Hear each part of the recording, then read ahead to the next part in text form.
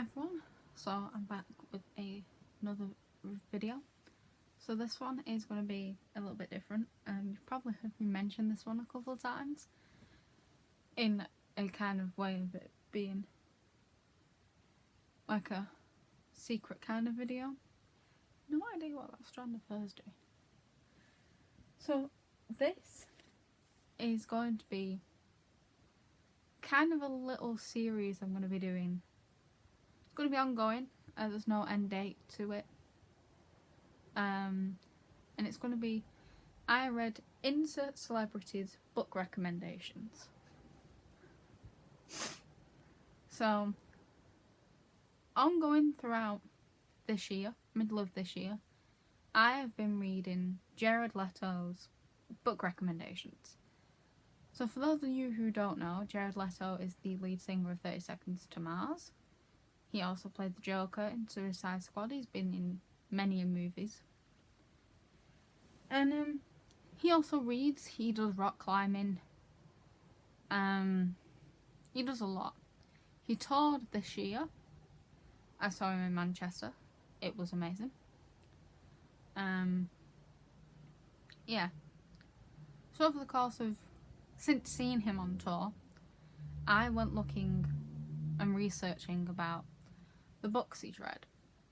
Now this was slightly difficult, because there wasn't much online about some of the books he's read. So, read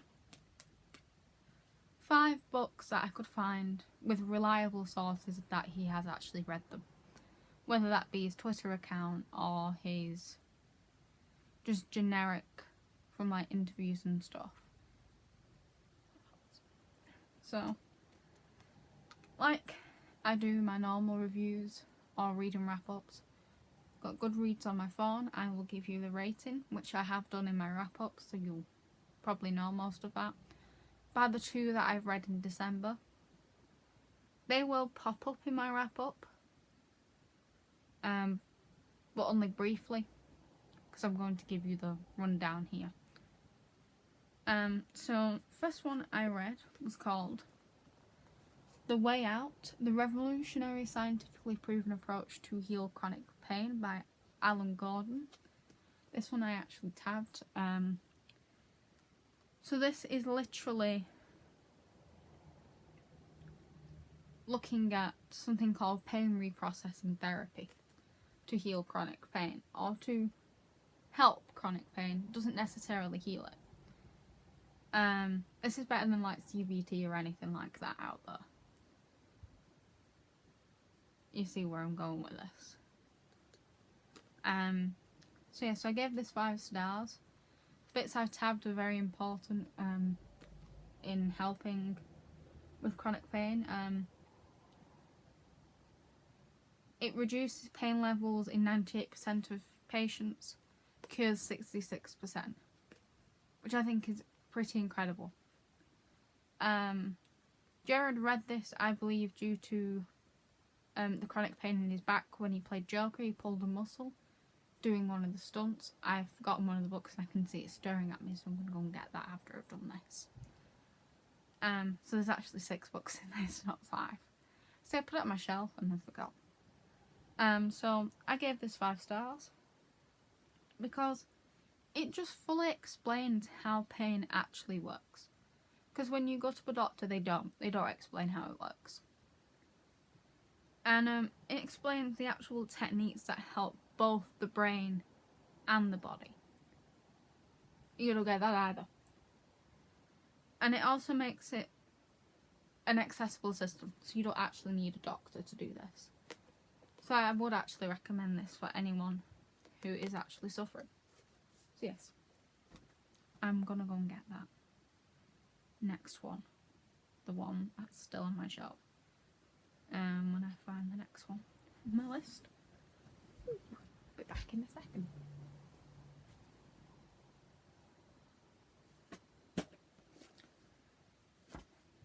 Just do some adjusting. There we go. So the second one I read. Get comfy, was Abraham Lincoln Vampire Hunter. So this is set in Indiana in 1818. It's about a 9-year-old Abraham Lincoln, right at the beginning, whose mother dies from something called milk sickness. And then he learns that this fatal affliction that his mother had was the work of a vampire.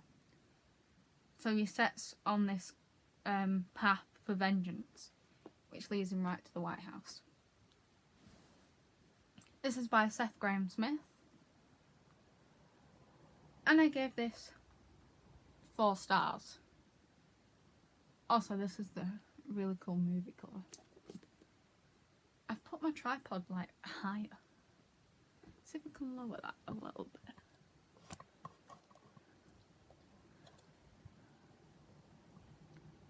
Let's see. That's better. Now I'm not going like that.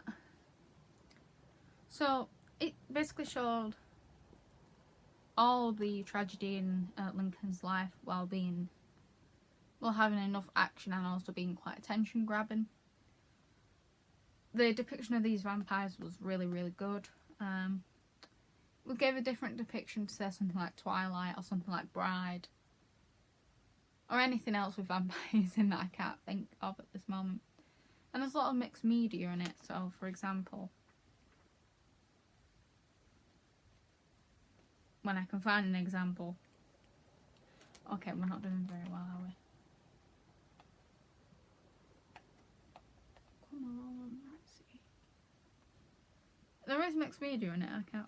Oh, there we go. There you go. It's like, there was like pictures in it as well. That was being like quoted like that. So that was really good. Then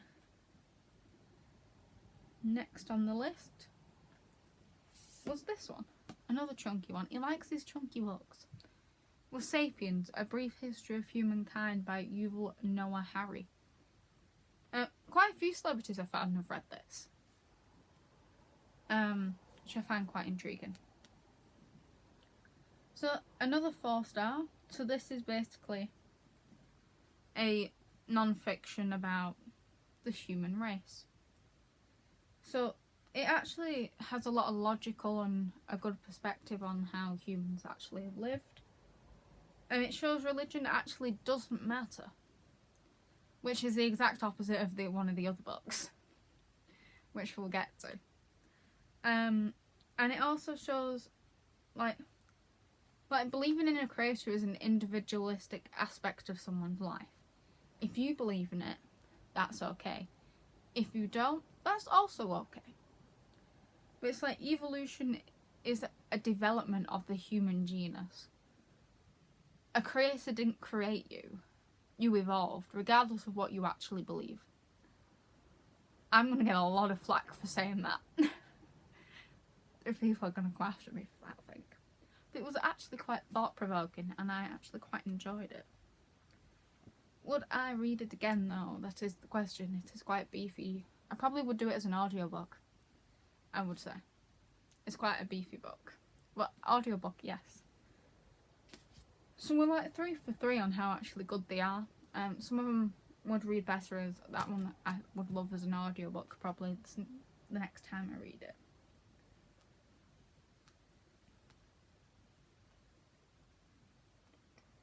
Next one. Catcher in the Rye by J.D. Salinger, which is about Holden Caulfield. It's set at Christmas, and he gets expelled from a school, and he wanders around New York. I believe Jared read this while filming chapter 27, which is about the assassination of John Lennon. It's about the person who actually committed the crime, which is a very interesting movie. I do recommend go watch it. I watched it before I read this actually, and this actually gave me a bigger understanding into that character's mind. Take that sentence and do what you will with that. I gave this 4 stars again, and I would read this again.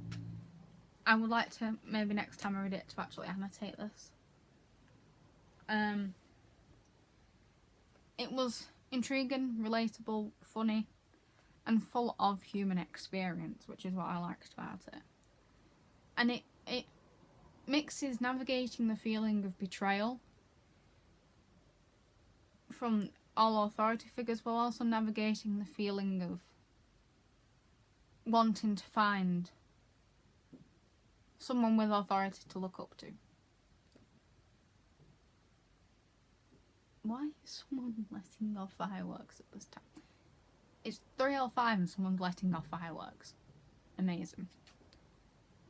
But it's a really, really good book. A really good classic. I would actually recommend reading that. And then, next one. Scrolling up. This one. Mountains Beyond Mountains by Tracy Kidder. A book I never thought I would ever read. Ever. It's about the quest of Dr. Paul Farmer, the man who would cure the world. And he goes to a medical school where he found his life's calling to cure infectious disease. He goes to Haiti, I believe. He's like the Robin Hood of medicine. Yeah.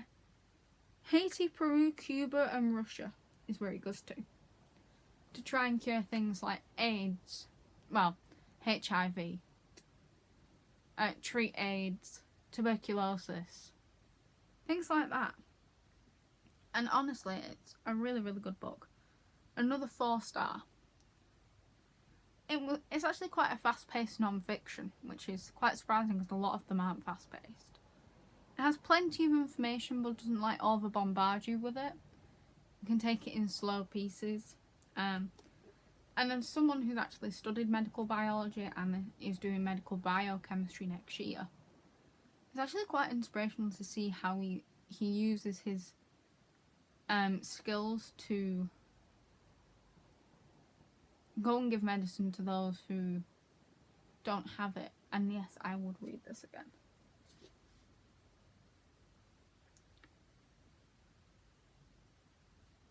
This last one. Life of Pi by Jan Martel.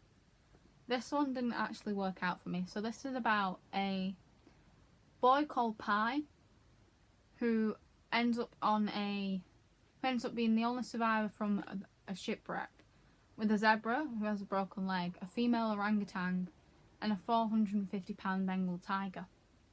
Apparently said to be one of the most extraordinary things written in fiction. The movie is said to be really good as well. It did win the Man Booker Prize of 2002. But overall for me, it was a 2-star. It just gave the thought of shoving religion in your face constantly. I mean, 80 pages in, and all it spoke about was Islam, Hinduism, and Christianity. Because Pi wanted to be all 3. And it was just constantly going on about it. And not for me. I don't mind spirituality, but talking about religion in that sense of where it was being shoved down your throat, no. Because it's like it's claiming everyone has to be religious. Not being religious is wrong. And I didn't like that. And the animals weren't in it nearly enough for it to warrant, like, the tiger talk he has with his dad at the beginning. Like, tigers are dangerous, yes, but the animals weren't in it enough for it to even warrant even speaking about that. So this one didn't actually work out for me, which it's just one of them things. I'm not going to like every book everyone else likes, but I thought I'd give it a shot. I wouldn't have read it otherwise. If I hadn't have been reading Jared's recommendations, it wouldn't have been something I would have read. I wouldn't have picked it up. Yeah, so that's all 6 of Jared Leto's book recommendations I have read. Next up, because I have them all, it will be Johnny Depp. So over the course of next year, on half of next year, depending on how long it takes me, because he's got quite a few, I'll be reading his recommendations. And then I'll make another video like this, going through them all. And then hopefully I'm preparing for Sebastian Stan as well. And then we'll see which other celebrities do. Maybe Harry Styles will be an option.